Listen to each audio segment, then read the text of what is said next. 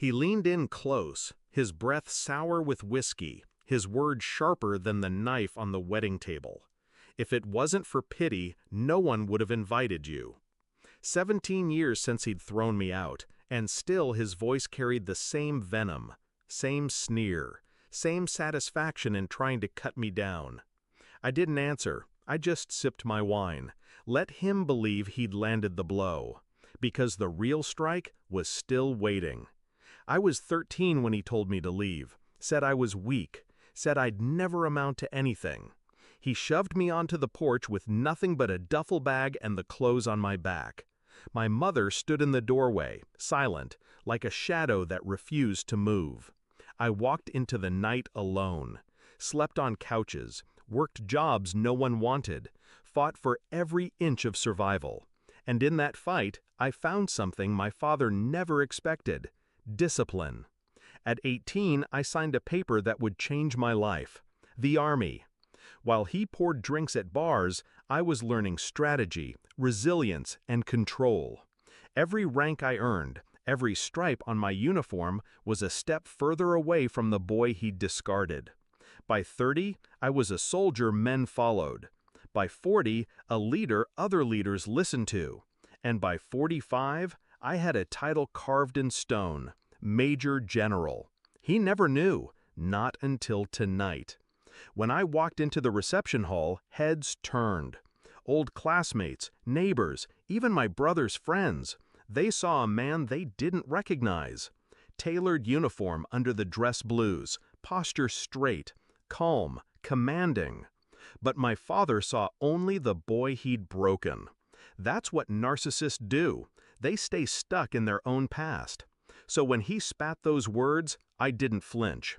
I let them hang in the air, heavy, petty, beneath me, because the room was about to shift. The bride, my brother's wife now, rose with the microphone. She tapped the glass, her voice bright and warm. "I'd like to make a toast," she said. "Not to the groom, not to me, but to someone in this room whose story deserves to be honored." The crowd murmured. Glasses stilled. My father's smirk grew. He thought she meant him. Then she turned. Her eyes found mine. "To Major General Davis," she said, lifting her glass, "a man who served, who fought, who rose when life tried to keep him down. A man I am proud to welcome into this family." The room erupted. Applause thundered against the chandeliers. Glasses clinked. People stood. I raised my glass, steady, calm. My father didn't move. The look on his face, priceless. His smirk collapsed, his jaw slack, his skin pale. The title echoed in his ears: Major General. The boy he'd thrown into the street now outranked him in every sense of the word. He whispered, almost choking, "General?" I met his eyes. Cold, controlled. 17 years, Dad. Maybe you should have paid attention. He blinked fast, searching for words, but none came. The man who once defined himself by power, by dominance, had just been stripped of it, in front of everyone. The night moved on, but for him, it ended there. Every laugh, every cheer in my honor was another nail in the coffin of his pride. I didn't gloat, didn't rub it in. That's not how real power works. Real power is silence while they crumble under the weight of their own regret. When he tried to approach me later, I excused myself. Let him stand alone in a crowd that now looked at him differently.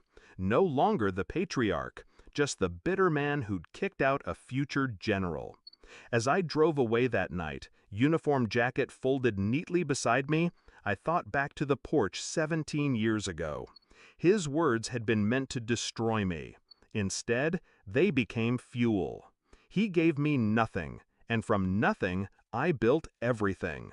The revenge wasn't in humiliating him at that wedding. It wasn't in the applause, the toast, or the shocked faces. The revenge was in every year I spent proving him wrong without ever saying his name. And the final blow? Letting him choke on the truth in front of everyone he'd tried to impress. So yes, I sipped my wine and smiled, because the boy he abandoned was gone, and in his place stood the man he could never become.